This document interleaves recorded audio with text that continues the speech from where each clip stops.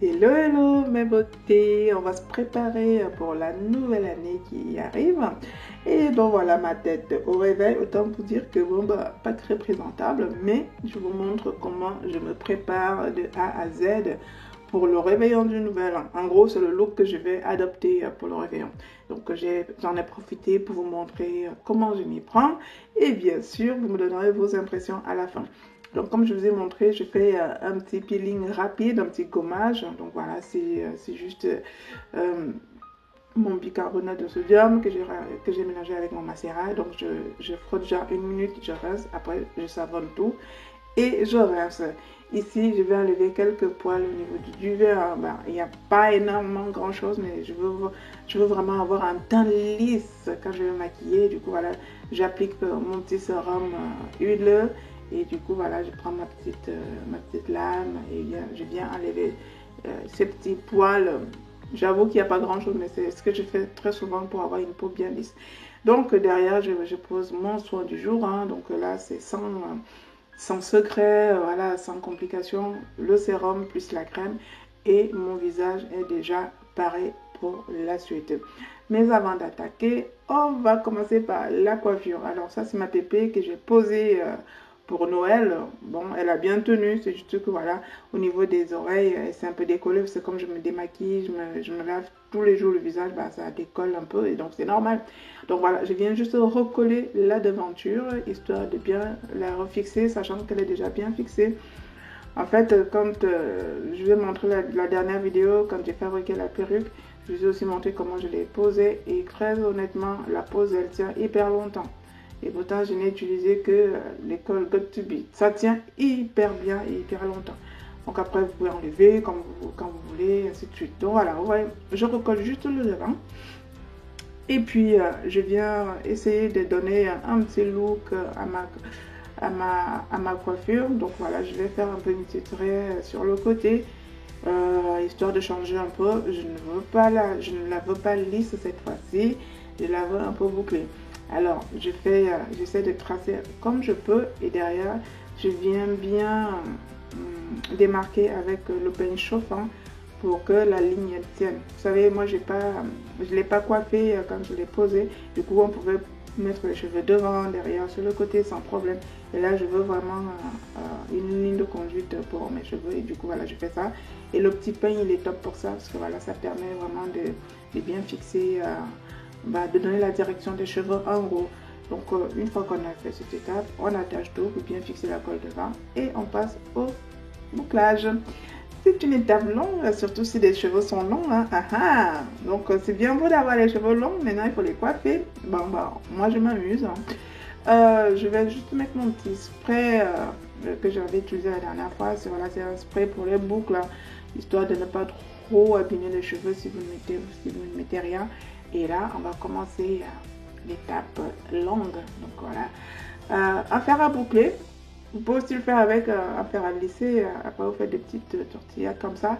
Mais moi, je veux des boucles à l'américaine, tu vois. Des boucles dans fer. Du coup, voilà, je prends le temps de vraiment de bien boucler. Et je prends ma laque pour bien fixer le temps que ça sèche. Comme ça permet de garder... ça permet en gros de maintenir les boucles et du coup voilà, il reste super longtemps. Même quand on va brosser, on aura toujours une allure qu'on aura souhaité. Donc voilà, je fais ça et je laque, enfin, je mets la laque, je laque le tout, j'allais dire, je mets la laque et hop. Donc voilà, vous allez répéter cette action, hein, comme je dis, n'allez surtout pas penser que c'est rapide, c'est tout sauf rapide parce qu'il y a de la longueur. Et moi, je suis quand même de nature patiente. Donc voilà, je prends le temps parce que je sais exactement ce que je veux à la fin. Donc voilà. Vous voyez, je veux vraiment les boucles qui porte sur une ouverture derrière en fait. Et du coup, voilà, c'est comme ça que moi je m'y prends parce que quand je vais brosser, ça va me faire des boucles un peu en mouvement comme ça. Voilà, vous verrez à la fin.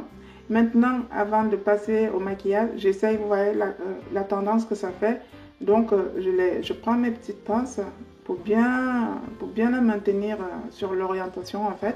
Ça permet que pendant que je vais me maquiller et que les boucles vont sécher, elles vont garder vraiment cette allure-là. Et c'est vraiment cette allure que je souhaitais. Donc, on va passer au make-up, hein, au tunage, hein, on va dire, au ravalement de façade. Donc, voilà. Je remets un petit coup de mon sérum huileux parce que j'aime bien le côté shining que ça apporte à mon make-up en fait. Vous pouvez mettre une base de make-up si vous voulez, mais moi, je choisis mes produits maison. Derrière, on va faire les sourcils. Je ne vais plus vous présenter tous les produits que je vais utiliser ici parce que la dernière vidéo make-up que j'ai montré, c'est exactement les mêmes produits. Je ne vois pas l'intérêt d'avoir 10 000 produits si on a des produits qui marchent. Donc après, vous pouvez changer de look de temps en temps.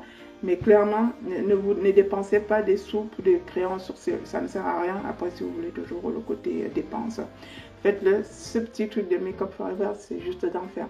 Donc j'essaie de tracer mes sourcils hein, avec l'allure que je veux. Et puis derrière, sur le haut, là, prenez votre temps de... Ne faites pas la démarcation avec le concealer en fait, comme j'ai fait au niveau de la paupière. Et après, je viens faire un petit départ naturel et ça donne des jolis sourcils comme ça. Moi, j'aime bien.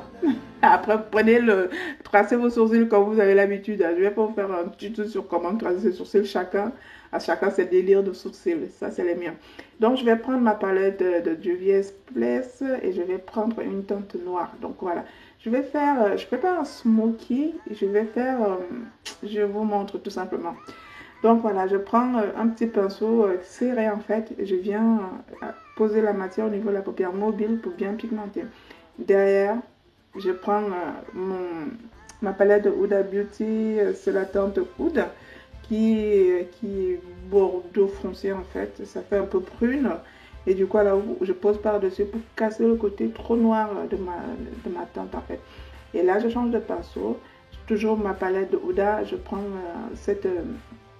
ce fard à paupières un peu violine pour venir commencer à estomper et faire vraiment un dégradé sympa. Donc je fais exprès de ne pas trop pigmenter parce que voilà, j'essaie de faire quelque chose de neutre mais qui soutient.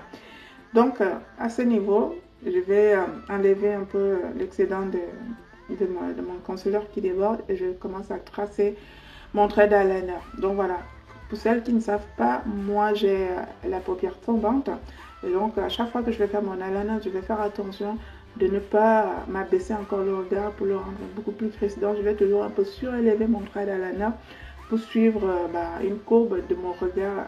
Voilà, un peu yeux de chat, yeux de biche, yeux de panthère, si tu veux. Donc, ça donne ça. Et pour finir, je viens prendre ma palette de Juvia's Place, celle du départ. C'est un vert doré en fait. Donc, il y a des... Ça ne se voit pas super bien sur la vidéo en fait, parce que les couleurs sont fausses, hein, ce que vous voyez là, c'est pas tout à fait ça. Donc il y a un mélange de gris, de doré et de vert dans cette couleur et j'adore. Et du coup voilà, ça me donne ce petit look là. Vous voyez, ça fait vraiment... Non, j'aime bien. Donc voilà, donc c'est un peu le look que je voulais associer à mon make-up et je trouve que ça fait soirée, pas trop chargé non plus, mais ça le fait tout de même. Après, vous posez vos faux cils. J'espère que vous savez déjà tout poser les faux cils. Si vous n'êtes pas à l'aise, ou sinon vous pouvez essayer des faux cils magnétiques pour celles qui ne sont pas à l'aise avec ça. Et du coup, ça peut aussi, voilà, ça peut aussi avoir un joli petit look. On va passer au teint. On commence par le fond de teint. Le mien, c'est celui de Anastasia Beverly. C'est trop bien. C'est vraiment pile poil ma teinte. Et donc voilà, moi je l'applique avec mon super pinceau de Make Up Forever. Vous pouvez l'appliquer avec une Beauty Blender, vous pouvez l'appliquer avec un autre type de pinceau. Mais moi, j'aime bien celui-là, il applique super bien. Et pour enlever l'excédent, parce qu'il ne faut pas trop faire de paquet non plus hein, quand on se maquille le teint. Donc, je prends ma petite Beauty Blender, je viens tapoter pour enlever l'excédent. Et je vais faire mon petit contouring tranquillement. Donc, je prends mon concealer, celui avec lequel j'ai fait mes sourcils et ma base de paupières. Je viens me donner un petit look sympa au niveau des traits du visage. Je vous montre tout simplement, voilà. Je ne vous ferai pas un tuto, ceci n'est même pas un tuto de make-up pour tout vous dire. C'est juste qu'on se prépare ensemble. Donc voilà. Donc on va bien tapoter, on va bien appliquer la matière sur la peau. Il faut surtout éviter que ça se voit, que ça soit vraiment trop chargé parce que certes, il y a beaucoup d'étapes dans ce make-up, mais faites attention à la quantité de matière qu'on va poser sur la peau. Parce que si on ne fait pas gaffe, ça se voit en fait. Vous ne le voyez peut-être pas, mais les autres le voient. Et les gens qui sont avisés en make-up le voient tout de suite. Donc voilà, moi j'essaie de toujours faire attention à bien tapoter, à bien fixer le tout, à faire des mélanges. Il faut que ça soit fondu sur la peau. C'est ça qui fait vraiment un make-up travaillé. Certes ennuyeux, parce que se maquiller c'est très ennuyeux pour la plupart des gens, mais il faut que le rendu soit impeccable. Donc, des beauty blender, il va vous en falloir. C'est vraiment ça qui fixe super bien la matière sur la peau. Et hop, hop, hop, hop, hop, on contourne, on contourne, on contourne tout ça. Bon, je ne vois pas l'intérêt de changer ma Sacha Buttercup. Je l'adore cette poudre, ça fait des années. C'est toujours la même, je n'ai pas l'intention de changer. Elle est super top. Je mouille un tout petit peu mon éponge pour pas qu'il y ait trop de matière sur la peau. Et du coup, ça fond directement. Et je n'aurai pas trop de galère à estomper en fait. Donc, c'est une petite astuce qui marche super bien si vous voulez vraiment un teint enflé, quoi. Qu'on ne voit pas trop de démarcation du blanc et du foncé en fait sur votre visage. Parce que honnêtement, c'est pas joli et ça se voit très souvent. Donc, je prends ma poudre de chez Makeup Forever et voilà, je repoudre le tout. Je prends mon petit blush de Yves Saint Laurent. Donc, c'est un petit blush un peu qui fait...